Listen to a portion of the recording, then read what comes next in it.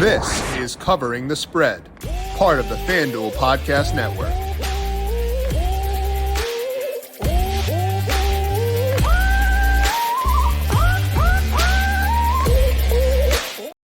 The best golf betting week of the year is finally here. It is the Masters tournament coming up this week at Augusta. Scottie Scheffler is a heavy favorite, but a lot of fun names we could potentially dig into for this field. For today, we're going to talk to Brandon Gdula, get his read on this year's Masters, talk about Augusta, talk about Scotty, Rory, Rahm, all the live guys back here in the field as well to get you ready to fill out your card for the Masters. This is Covering the Spread right here on the FanDuel Podcast Network and FanDuel Research. My name is Jim Sonis.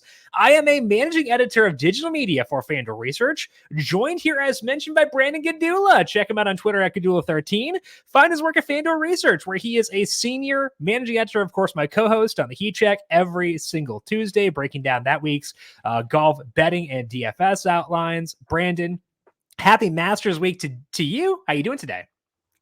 I'm good. Love the Masters. I know everybody does, but I don't know if it's because it's first in the year among the majors or what. But Signal of summer. That's my go-to is Signal of Summer, first major of the year. I think the convergence and kind of honestly not the most robust point in the sports calendar. I think it's like a convergence of a lot of things that boost it up. Yeah, obviously it feels special. It feels, I don't want to say more important than the other majors because I know everyone has their preference, but I think it's also how easy it is to watch and the app is great and there's just nothing like it. Hopefully though the weather is fine for Thursday. It's not going to be for the first half of the day. No, first half of the day it's going to rain. I think it'll clear up. I think we'll see golf probably in the afternoon though. So if you wanted morning viewing during work, that might be tough. Which you don't ever like. No, I didn't tell you this because you were busy, but even last week, I had it on during work. It changed honestly radically for me because the previous stance for me was I get distracted very easily because ADHD, crazy. The guy who talks really fast might have a hyperactivity disorder. Bizarre. But now in my office, I have a TV. So I no longer require another screen to watch it because typically I'm working on both my laptops simultaneously, so it's hard to have it up. But now that I have the TV in front of me and I can put it up there, I have actually been watching a lot. Do you have two laptops that you don't have a monitor? No. I thought we went through this 2 years ago. I thought about it. It's not a cost thing. It's I don't have enough space in my desk thing. I gotcha. Yeah. Yeah. And also so this camera, shout out FanDuel TV Plus and FanDuel YouTube, is it's a little bit low. So if I had a monitor, it would block the camera. And so just be hey, I have to figure it out. And also I'm throwing off the color balance on the camera right now. So we'll get rid of that. But there's a lot of excuses I could go through if I needed to. You excuses? I know. Bizarre. A tradition unlike any other. We're going to talk to Brandon about Augusta, talk about his favorite bets at FanDuel Sportsbook for this week to get you ready for the Masters in 1 second. But first, a reminder to make sure you're subscribed to Covering the Spread wherever you get your podcast. A lot of good stuff here in the feed. We'll be talking a lot of NBA, NHL playoffs with Tom Vecchia. Once those get underway, we're going to talk about the play-in tournament on Monday with Tom here on the show. NFL draft stuff coming up, all right here in the same feed. So go search for Covering the Spread wherever you get your podcasts. If you like what you hear, leave us a 5-star rating on Apple Podcasts or Spotify. Don't forget to hit that subscribe button as well. The first major is a tradition unlike any other, and FanDuel is giving new customers an offer unlike any other to celebrate, because right now new customers get $150 in bonus bets guaranteed with any $5 bet. That's $150 to use on outright winners, round leaders, longest drives, and so much more. Plus, you'll get paid instantly when you bring home a major win this major season. So don't wait. Visit FanDuel.com to download America's #1 sportsbook and swing for some green at Augusta. Must be 21 plus or 18 plus in DC and present in select states. First online real money wager only. $10 first deposit required. Bonus issued is non-withdrawable bonus bets. that expires 7 days after receipt. Restrictions apply. See terms at sportsbook.fanduel.com. FanDuel is offering online sports wagering in Kansas under an agreement with Kansas Star Casino LLC. Gambling problem? Call 1-800-GAMBLER or visit FanDuel.com/RG in Colorado, DC, Iowa, Kentucky, Michigan, New Jersey, North Carolina, Ohio, Pennsylvania, Illinois, Tennessee, Vermont, and Virginia. Call 1-800-NEXT-STEP or text NEXT STEP to 53342 in Arizona, 1-888-789-7777, or visit ccpg.org/chat in Connecticut, 1-800-9-WITH-IT in Indiana, 1-800-522-4700 visit ksgamblinghelp.com in Kansas, 1-877-770-STOP in Louisiana. Visit mdgamblinghelp.org in Maryland, 1-800-GAMBLER.net in West Virginia, 1-800-522-4700 in Wyoming. Hope is here. Visit gamblinghelplinema.org or call 100-327-5050 for 24/7 support in Massachusetts, or call 1-877-HOPE-NY or text HOPE-NY in New York. Now, we'll talk about the field in a second here, Brandon, but first, let's talk about the course. Augusta National, a lot of things we could discuss here as far as which skills translate best. But when you're looking at golfers, looking at archetypes, looking at histories, what do you care most about when trying to find golfers who will succeed at Augusta? It is a bit of everything, but that doesn't mean we have to complicate things. Basically, there is one skill. If you include driving as distance and accuracy, if you include irons, if you include around the green play and putting as like 5 distinct stats, there's one where you can be not great, and that's driving accuracy. And it's because fairways are wide, missing fairways isn't super penalizing at Augusta National. But, we talked about this yesterday on the heat check. It's not so much that you just want to be long off the tee either. There's a lot more that goes into Augusta than being the best driver in the field. You have to hit the greens. You have to get up and down whenever you inevitably miss greens. And with putting, it's really difficult to make putts from beyond 15 feet. Data Golf has a course table tool. I don't have this number off the top of my head, but Augusta National putting from 15 feet is about as hard as it gets, which makes sense. And the data shows it. Golfer quotes discuss it. It's not about making all of your 15 footers this week. It's about not 3-putting from 15, 20, 25 feet. So putting itself, I don't want to say it's not important. It is important, but it's not so much about making everything that you look at. Because if you're doing that, you're doing something that isn't done here pretty much ever. So when it comes to which stats matter the most, it's not that dissimilar to your average PGA Tour course, where distance generally helps golfers and accuracy helps a bit less. Irons are really important, but if you're really bad with around the green or putting, you're going to struggle. It's kind of gets ramped up here. And so I want all around golfers this week. Those are basically the stars. Anytime we get to a major, you're not going to be like, well, his irons are bad, so he's a good fit this week, right? That doesn't exist ever. But you also are never going to get in a major, distance doesn't matter at all. Very, very rarely, I guess. But so for me, I want my key stats are going to be based in ball striking. I do want driving distance where I can get it. I want strokes gained approach as my number one stat. But also, statistically speaking, according to Data Golf's course fit tool, while around the green play is not, it's half as predictive of success as driving distance compared to other courses. It's much more predictive. So strokes gained around the green is kind of interesting this week. So, I talked around it. I talked through it.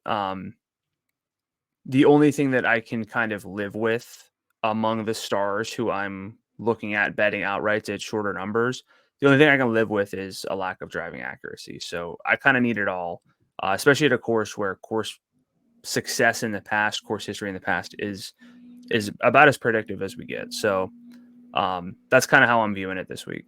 So you mentioned good all-around golfers. You mentioned course history, and a golfer who has had the all-around play for the past 3 weeks at least is Scottie Scheffler, because he finally figured out the putter. And as a result, Scheffler is plus 450 to win at FanDuel Sportsbook. And you understand why. He won back-to-back events. He finished tied for second in the other one there. But putting is volatile. And, it's a 3-event sample of him using this new putter and things going well for him. So I want to know, how are you viewing Scotty relative to the betting market right now? So yeah, at plus 450, that's a pretty hefty ask. It's not a full field. It is a difficult field, but it's also, we know that there are some names toward the bottom of the field that aren't likely to contend. But with that, when I simulate this one out, I have Scotty around plus 550 to win. That's a pretty big difference in terms of, between 29 to 1 and 30 to 1 is not as big of a gap as plus 450 and plus 550. It's basically 18.2% versus 15.4%. So pretty substantial there. But the thing with Scotty is, I wouldn't really fault anyone for just saying, like, it's not that I don't see how anyone else is going to win. That's far from it. About 85% of the time, someone else probably should win. Maybe 80% of the time if you're really high on Scheffler. But, Scotty leads the field in Data Golf's true strokes gained and true strokes gained tee to green over the last 6 months. He's at a 3.28 tee to green over the last 6 months, with Xander at a 2.29. So it's basically a full shot. And then if you look at the putting, it's getting better since the putter switch, with some rounds racked up there. He's at a 0.13 in this span over the last 6 months because he's putting better than he was. And his putting was not great, but it wasn't, I wouldn't call it like completely atrocious. He's been a non-disaster for a longer sample than just the 3 weeks. Yes. And so people yes, he putting well enough to win? Not for a while, but he was putting himself out of wins because the tee degree, he just needed to putt okay, and he was a little bit below that. So it's really difficult. I've also looked at him for a first round leader. I think he's 12 to 1 currently on FanDuel Sportsbook. I have him around 15 to 1 in terms of my first round leader model. I really can't see many angles of getting to Scheffler this week, even though this is the easiest case to make for a golfer pretty much ever. Has a win here, plays well here, right? Best ball striker, great wedge player, putting is trending up. It's just, you step back and look at the value of it, and I don't quite see it with Scotty this week, unfortunately. Yeah, it's not about him, it's about the number. You can give full respect to Scotty and still be like, nah, 450 is too short. Like, it happens a lot when I'm looking at NASCAR stuff. Happens here with Scotty. So he deserves to be the favorite. Plus 550 in the Masters is a freaking huge number, and that's what your model has it at. Just not 450. So yeah. Full respect to him. It's not fluky, but not going to get there. But there could potentially be some value in the second tier. So AKA just not Scotty. When you look at the second tier for this week, Brandon, any golfers you like for outrights this week? I like Xander Schauffler at 14 to 1. I am shocked. Blown away. Flabbergasted. Bamboozled. I'm not calling him like Scotty Scheffler or anything, but his game is so complete. And sure, he hasn't won in about 2 years, but you can't look at his profile and say this guy has no chance. I would rather see someone in contention and just not convert necessarily, or have other golfers basically take it from him, than to see someone who is, hey, maybe 1 week out of the year he has it and he looks like he can't be beaten. Give me opportunities at good numbers, and that's where I see with Xander. I have him around 13 to 1 at this point in the week, so I still see some value. I know the number I guess yesterday when we were recording it, his number went to 16-1 and it seemed very short lived. So I think that there are people interested, but Xander is just a phenomenal all around golfer. He's a fantastic putter. And over the last 50 rounds, according to Data Golf, he is top 8 in all 3 of the tee to green stats in this field. And he's 21st in putting with good splits. He's a 64th percentile putter from within 15 feet this year on tour, which is it's just a number I look at because it's predictive of long-term success. Only he and Scheffler are basically top 10 among this field over the last 50 rounds in all 3 tee to green stats. And we know Xander's a good putter. So I'm good with Xander this week. I know that you have interest in Xander as well. Yeah, I took Xander when he was 16-1 earlier on this week and very happy with that. I couldn't quite get to 14-1 if that were the best number you were to offer me. We did talk in yesterday's show. We had a full betting and DFS breakdown of this event yesterday on the Heat Check Fantasy Podcast. So over on the FanDuel Research podcast feed, I do like Xander top 5. Ooh, he's shortened. Oh, okay. So that's with ties. They got rid of the dead heat rules. So he finishes. I think they still have it. What's that? If you scroll over, it's at the top 5 without ties, I assume. Yeah, finishing positions. Okay, so you had to pay dead heat rules, and obviously that's a major factor to consider. But Schauffler 3-1 to finish top 5, and again, dead heat rules could apply here, but he's done that twice at Augusta already. So I think that's my preferred route for Xander is 3-1 for a top 5. But I'm not going to talk anyone out of 14-1. Maybe it's because I got 16-1 and it's like, well, I could have gotten 16-1. Why bother at 14? Or I did get 16-1. So I think I prefer the top 5 market right now versus the outright for Xander. But I think that either way, buying into him is something I'd want to do for this event. I don't think it's wrong to go to like Xander to play really well, but maybe not win. So I'm there with you, but I think that eventually the variance is going to go in his favor because he's not actively bad when he has opportunities to win. It's just that he's kind of gotten unlucky. Okay. So Xander 14-1 is where Brandon's going first. What about longer than that? Any, second tier guys, any other long shots you're eyeing for outrights this week? I have a couple. And I'm okay with all of them because I like the numbers. But I'm going to kind of rapid fire some names off here who I have interest in. Joaquin Niemann, 28-1. You got to look at his performance on the Live Tour, but if you do that, you'll see a lot of good numbers. Data Golf, I know I've shouted them out like 1,000 times already in like 15 minutes, but it's for a good reason. They take basically every major tour, adjust everything for field strength, and it gives you a direct comparison. And over the last 6 months among golfers in this field, Scheffler, Xander, and Niemann all have 35 rounds under their belts. Scheffler's at a 3.27 strokes gained per round, with Xander a full shot behind at a 2.21. But then Niemann is third at a 2.10 among this field over the last 6 months. He is a ball striker for sure.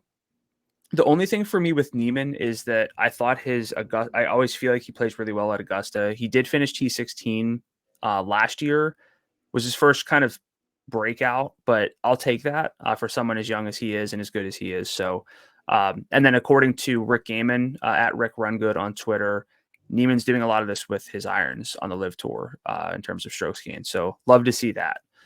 But he's not the only one. We both like Matt Fitzpatrick this week. He's still 40-1. 2 straight top 15 finishes at Augusta, 8 consecutive made cuts dating back to 2016 for him.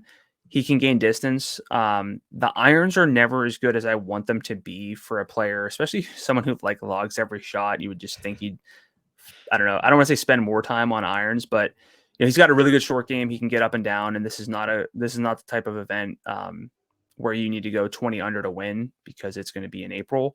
You kind of need to be 12 under or so, and I think that he has that within his range of outcomes. Tommy Fleetwood as well, 50-1. I've gotten around to Fleetwood. I was kind of on the fence, but T7 at Valero this past week with good irons and driving. 1 in Dubai in January. T10 at Genesis as well. 3 top 20s and 6 straight made cuts at Augusta in his career. My model has him at like 47-1. And so I'm fine. If this doesn't budge, I'll take Fleetwood. Do you want 2 more or should I just leave it be? Let's do it. Okay. Got to give options, right? That's right. Sahith Theegala. We talked about him a lot on Tuesday's show to win. I think that he's in a really good position. I very open to him though as a top 20 as well. But debuted last year with a solo 9th, and he can just gain strokes with irons and putting.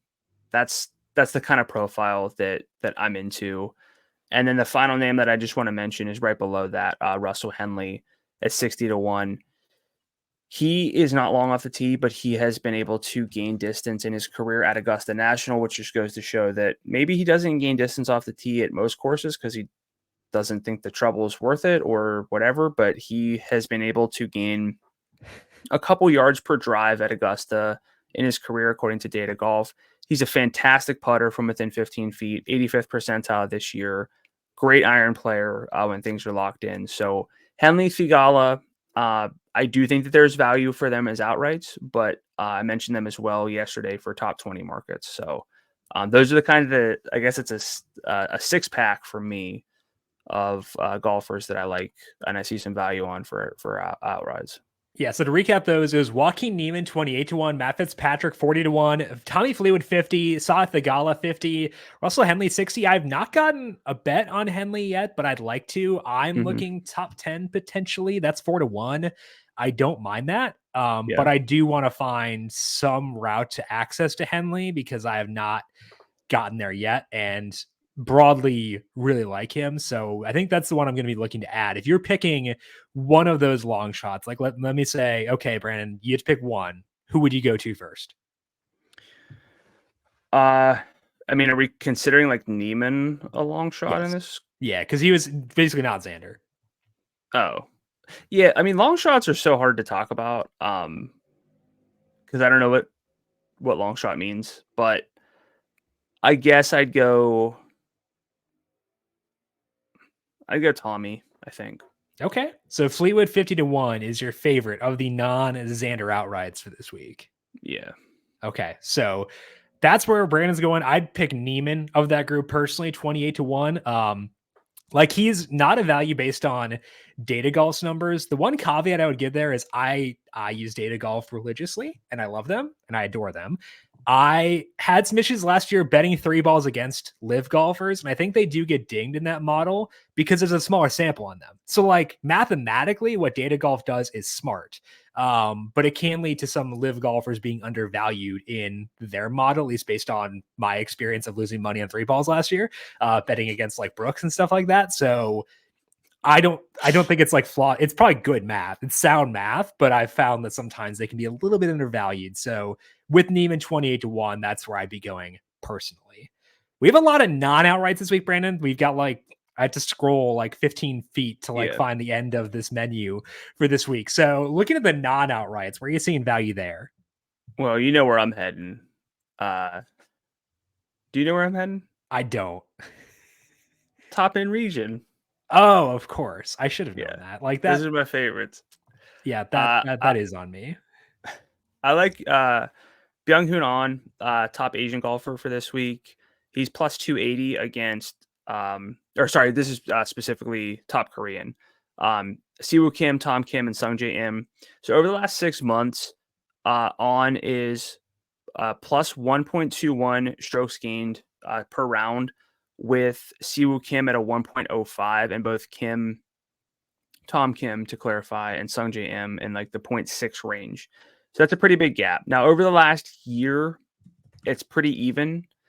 But with how my model factors things in, it weights those more recent rounds a little bit more. So I'm seeing value on Ben Ahn. Has not played well at Augusta in his career, 3 missed cuts and a T33, but he's never been this good of a golfer either in his professional career. So I see value on him. I have him around plus 260 in this group. Also, top Nordic player, I've got Ludvig Aberg, who could say? He could say, but then we still don't quite know.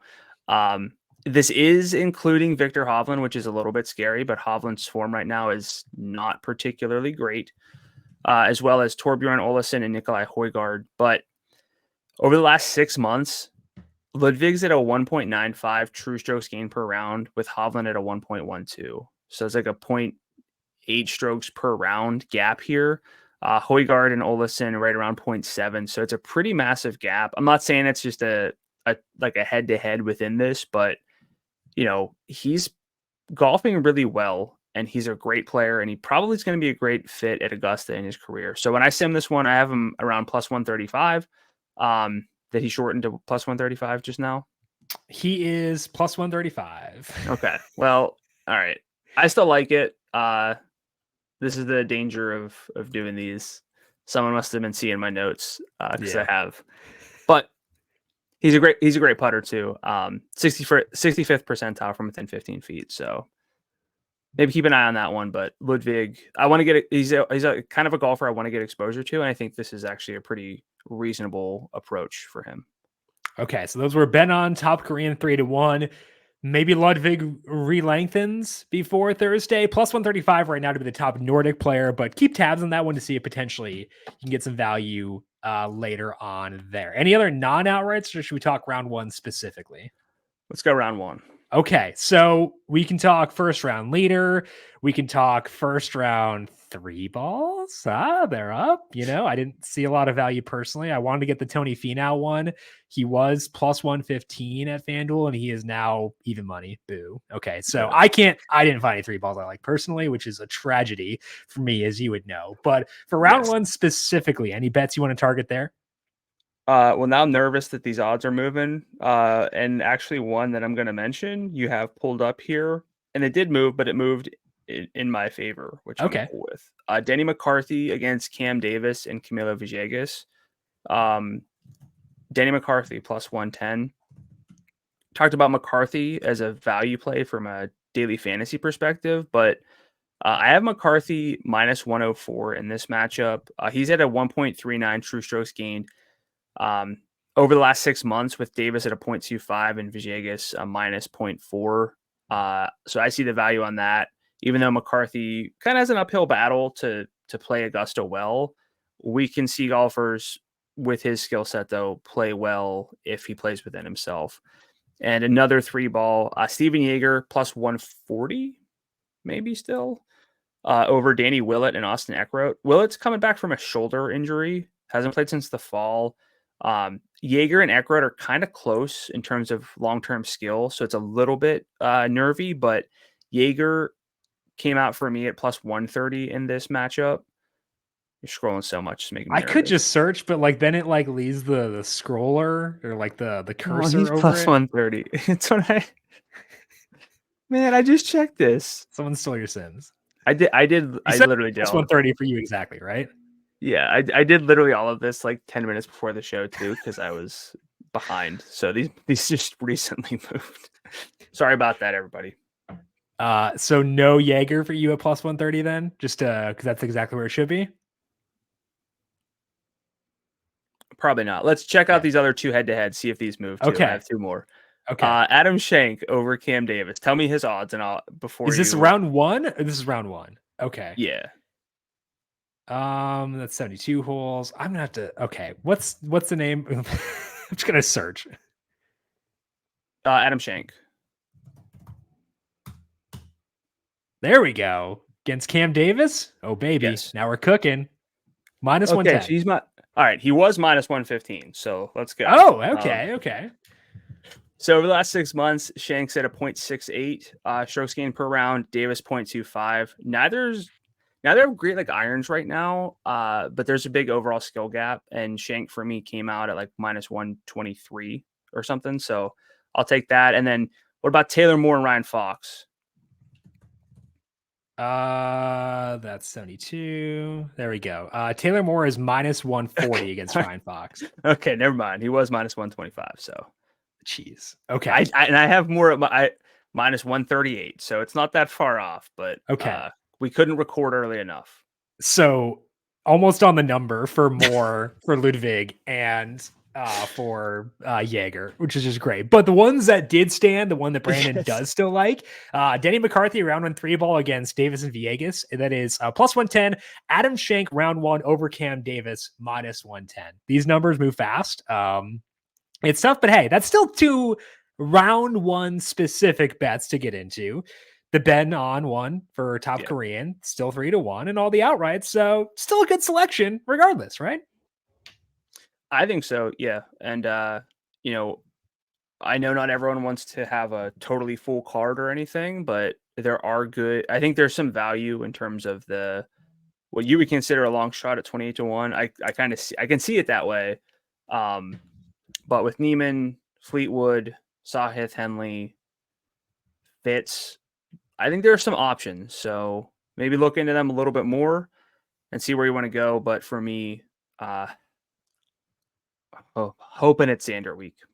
I am as well financially. We did talk more betting as mentioned on the FanDuel Research podcast feed, the Heat Check, and we do that every single week. So if you like some golf betting, you decide you enjoy the Masters, you enjoy Augusta, and you want to hear some golf betting thoughts every Tuesday, check out the FanDuel Research podcast feed. Why are you laughing? I was doing all of these like matchups round ones at like 9:50 and we started recording at 10, and so I couldn't have done much else unless I was just watching these odds as we recorded. So I feel bad because change your passwords. Make sure there's no one inside your Sims. Just, that's my word of advice to you. Cybersecurity is important, Brandon. We've had trainings on this for work, so just so you know, take that seriously, brother. But again, if you want some more betting thoughts for this week and every week, go to FanDuel Research Podcast. Check out the Heat Check with me and Brandon. We talked about some more finishing position props that we liked as well over there. So. And then, of course, if you want to play some DFS for the Masters too, full thoughts on that there as well. Brandon, appreciate the time. Good luck to you at the Masters. Enjoy the golf, and we'll talk to you again soon. You enjoy it as well, Jim. Please watch. All right, I will. I promise. You can find Brandon on Twitter at Gdula13. I'm on Twitter at Jim Sonis. You can also find FanDuel Research on Twitter at FanDuel Research. Tomorrow here on the show, we're going to have Tom Vecchio on, talk about some NBA and NHL bets across a very big NHL slate for tomorrow. So make sure you swing back by to get that and subscribe to Covering the Spread wherever you get your podcasts. We'll talk to you all once again soon. This has been Covering the Spread right here on the FanDuel Podcast Network.